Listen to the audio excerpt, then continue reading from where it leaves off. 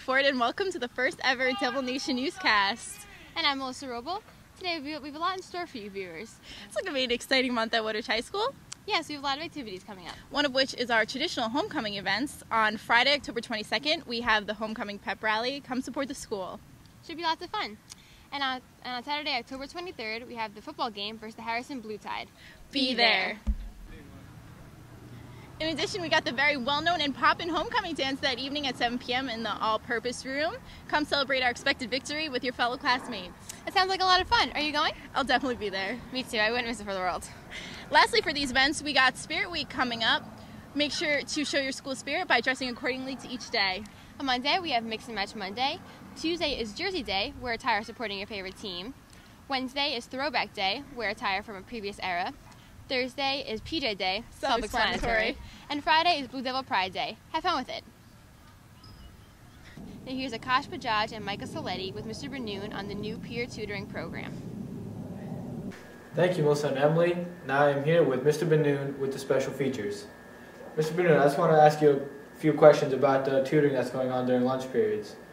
My first question is, what is the average grade for the tutor? Most of the tutors are juniors and seniors, and the tutorees are freshmen and some sophomores.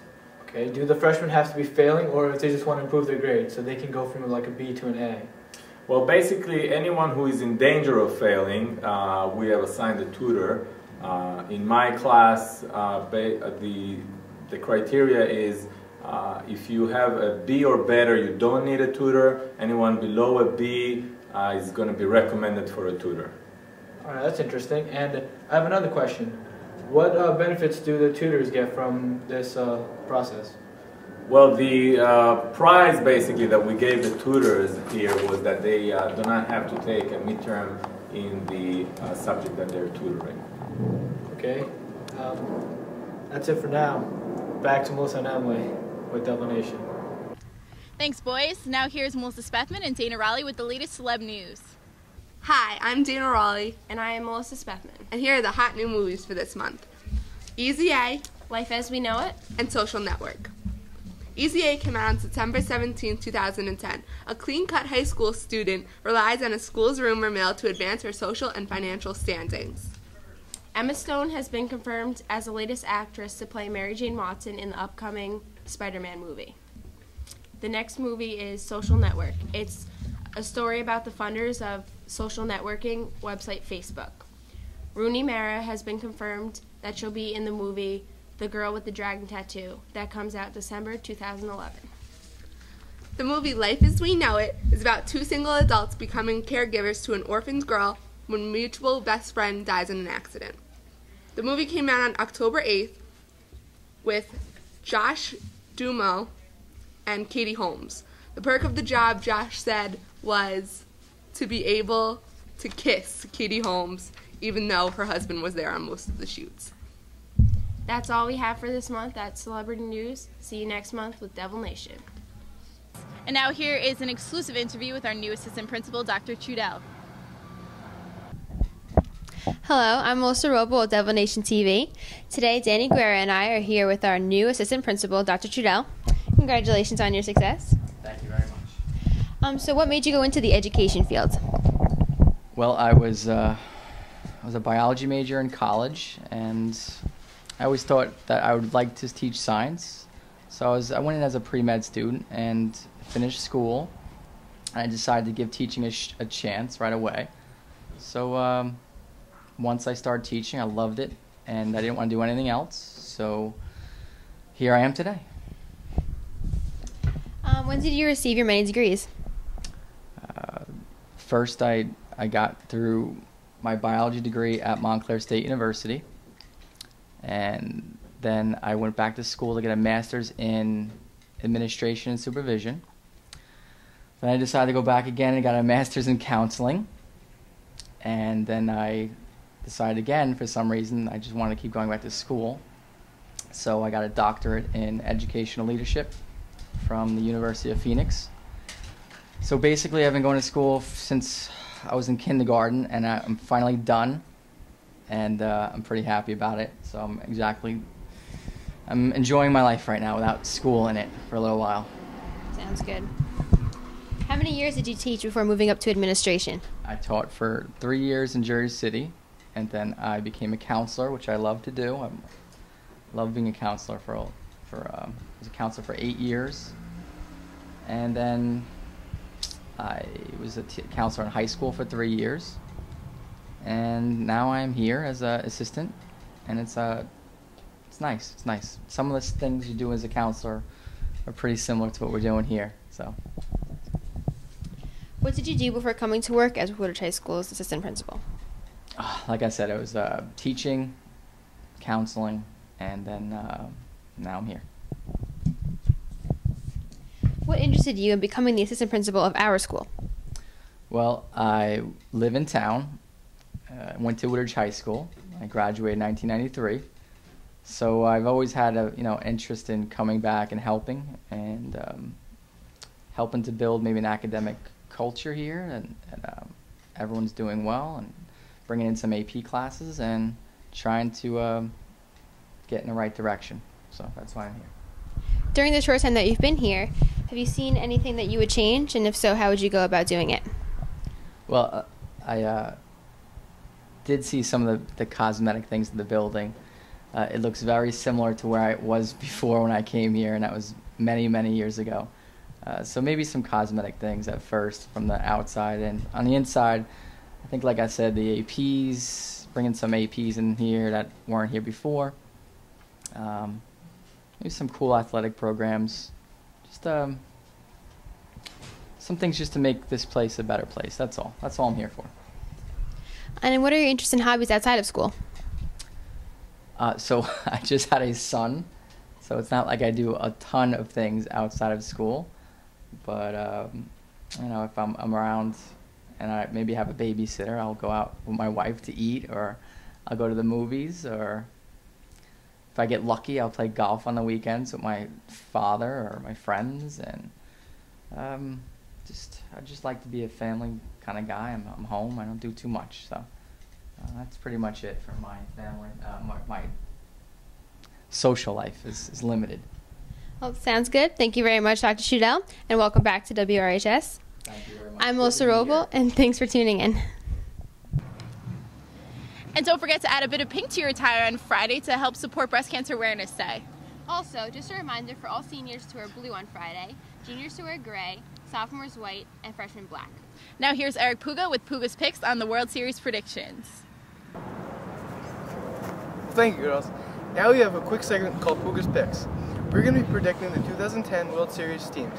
From the AL side, I believe it's going to be the New York Yankees, but it's going to be no easy task with the Minnesota Twins in their way. And now, for the National League, I believe it's going to be the Philadelphia Phillies for the second straight year. But in the end, I believe the Yankees are going to be the victor and come up on top. And now, don't forget to catch me next time in Devil Nation. Thanks, Puga.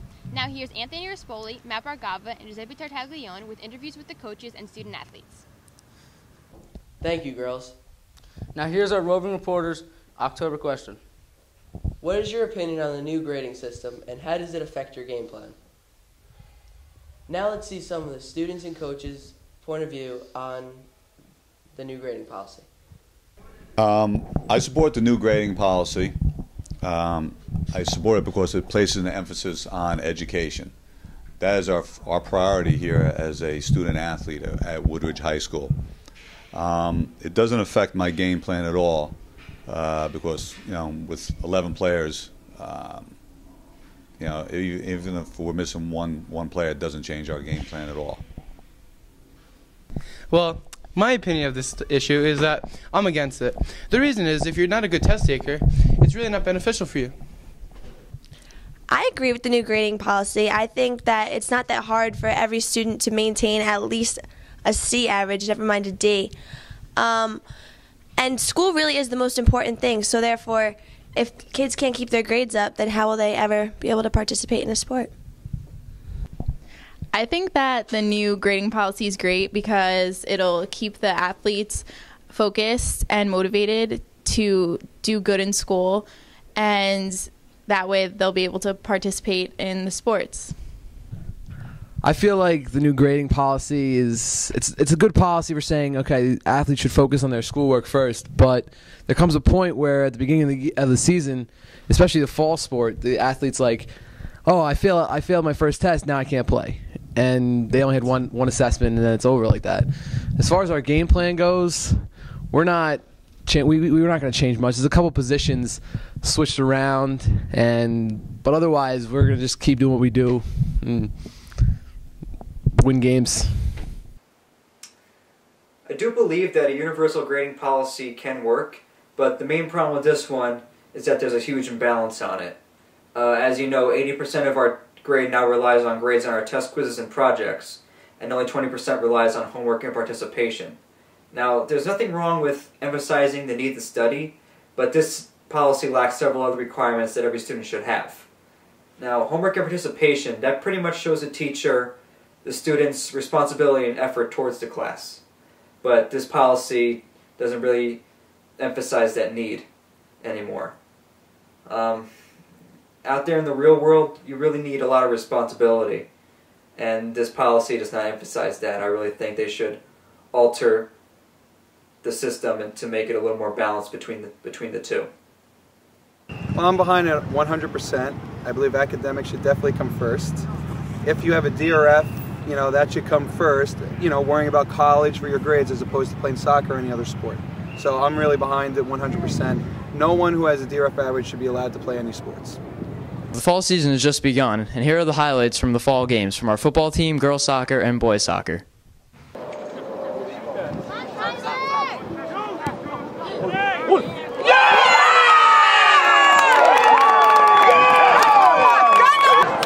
John Porteous with the return.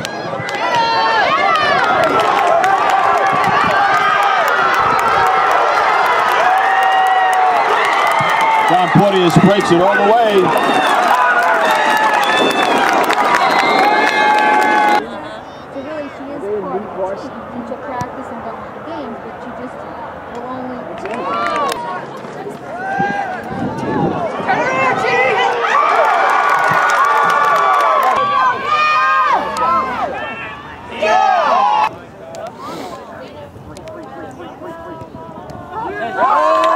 That was some pretty positive feedback. Yes, it was. I'm Anthony. And I'm Giuseppe. And we are the Roving Reporters. Back to you, girls. And finally, here's Matthew Bargava with Pictures of the Month. Thanks, girls. Blue Devil Nation TV is inviting you to send your pictures to bluedevilnationtv@gmail.com as a part of our segment, Pictures of the Month. These pictures can be anything that you think the community would enjoy seeing. And at the end of the year, we will sum up the best pictures and post them as Pictures of the Year. That's it. Back to you, girls. And that's all for this month's newscast. Thanks for tuning in to Devil Nation TV. Until next time, stay classy, Woodridge High School.